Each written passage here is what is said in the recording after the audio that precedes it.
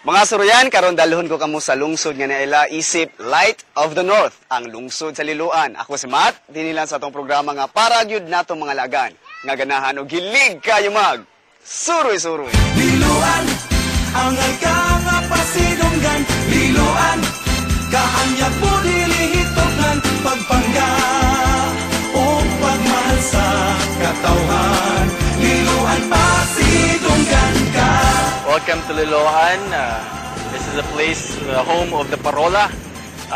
Of course, our Malingin Rock and the famous 100-year-old or over 100-year-old Titay's Liloan Resquilios.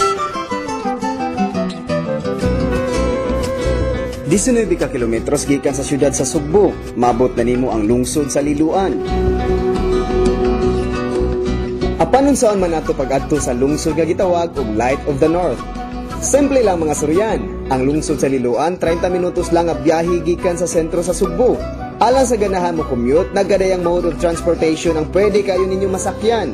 Sama sa PUJ or Public Utility Jeepneys na may ruta sa amihanang bahin sa Sugbo. Ug tungod sa construction sa North Coastal Road, mas accessible na ang lungsod para sa mga private vehicles. Nakahibawa mo nga doon na importanteng tahas ang probensya sa Sugbo ubos sa administrasyon ni Governor Gwen Garcia aron ma-decongest ang traffic paingon sa mga lungsod sa amin ng bahin sa Sugbo. Ang probensya sa Sugbo ang napasiugda sa Consolacion Tayo Liloan Road widening, isip supplement sa 2.2 billion Kansaga Bay Bridge, na tipik o gabahin sa Cebu North Coastal Road Project. Ug unsa pa man atong gihuwat? Tara, ugubani ko ninyo, atong diskubrihon ang ilang lungsod. Samtang naglibot suroy ko sa lungsod sa Liloan, gipangita gayud nako ang ugat di namugna ang ngalang Liloan. Unsa man gyud di ay ang sinugdanan sa pulong nga Liloan. Tara, ugat na pangitaon kung asa nadagikan ang maong pulong.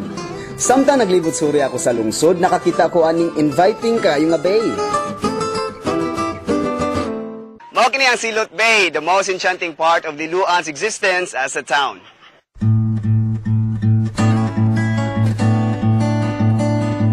Matod pa sa mga sulti-sulti, ang pangalan nga Liloan nagagikan sa pulo nga lilo, whirling waters o whirlpool.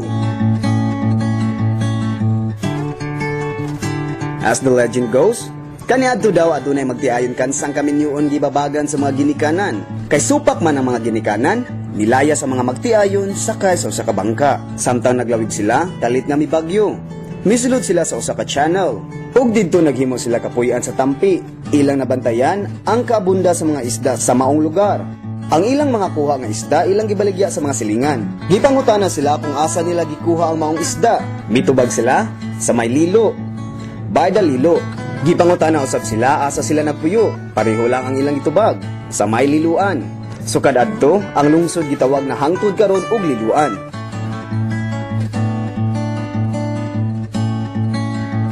Dini sa Silot Bay na ay tulay gitawag nila og Suba Bridge. Makita nimo nga daghan kayong mga ligo dinhi. Ug dinhi sa ilawom, daghan kang makitang mga lilo. Di na umol ang ngalang Liloan. Karon daghan kayong mga ligo sa Mong Bay. Makita nimo nga daghang kabataan nga nag-enjoy sa paglayat ug langoy-langoy sa maong suba.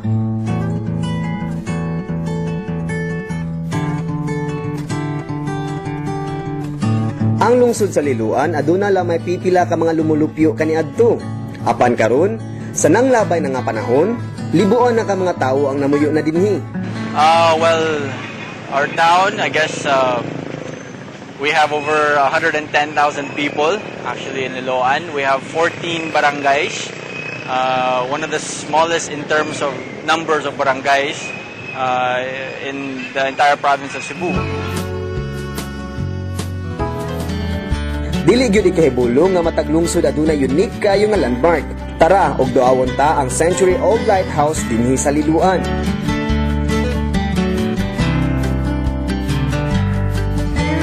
Kini mao ang Bagakay Point. Dili lang kini basta landmark dinhi sa ilang lungsod. Apan usa kini ka National Heritage Structure of the Philippines.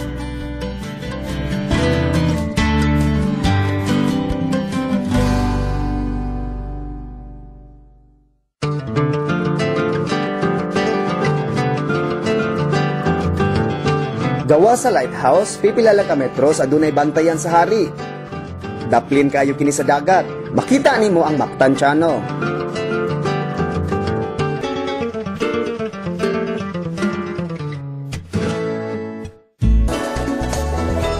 Ug sa pag-abot nako og ako mga kauban dinhi sa Mulaw River, na-refresh gyud ang among pamati tungod sa talagsaong kanindot nini. Kinsa may magtuo nga sa bukirang bahin dinhi sa Liloan adunay natagong bandi. Mao kini ang Mulaw River nga angay gyud ipasigarbo sa mga katawhan dinhi. Padayon ko nga midiskubre sa Mao River ug kita ko aning dako kayo nga bato nga ginganlan nilag malingin.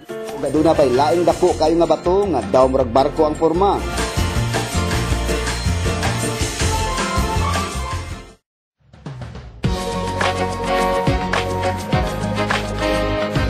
Unsa pa'y nakapabangtog sa lungsod sa Liloan? Ang tubag, nara nining maong establishment.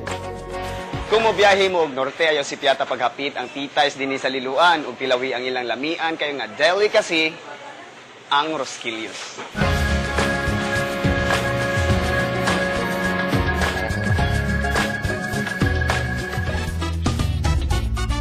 Gawa sa Rosquillos, ang masi sa Liloan lamian usab kaayo. Dili yung problema kung pagkaon lang, di ba?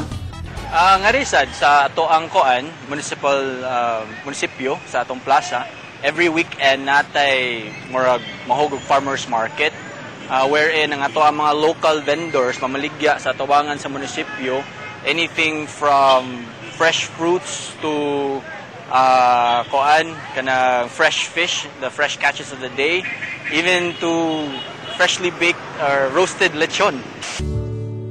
Dili gyud makompleto ang akong pagsuroy-suroy sa matag lungsod ug syudad kung dili na ako mahapit ang ilang maanindot og historic kayo nga simbahan. Mao kini ang San Fernando Rey Parish Church na tukod niadtong 1847. Usa kini sa pinakakaraang heritage structure dinhi sa lungsod sa Liloan. Nakabantay ba mo nga kasagaran sa mga simbahan nagatubang sa dagat sa Sidlakan? Samtang ang San Fernando Rey Parish nagatubang sa kabukiran sa Kasadpan. Mao kana ang unique and unusual detail bahin sa ilang simbahan. Matud pa nila ang kasagarang misa kay pagahimuon sa sayo sa buntag. Ug ang simbahan gipatubang sa kabukiran aron kaprotektahan sa kainit sa adlaw ang mga manimbahay.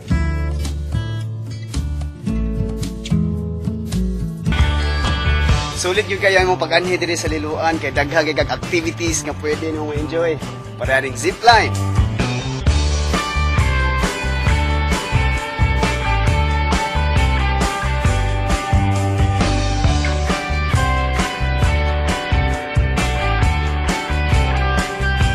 Kung ikaw mo bisita dinhi sa Papa Kids, sigurado kong magbalik-balik yun ka. Dili gyud ka magmahay kung ikaw mo bisita sa Liloan kay daghan kayo kag pwedeng ma-enjoy.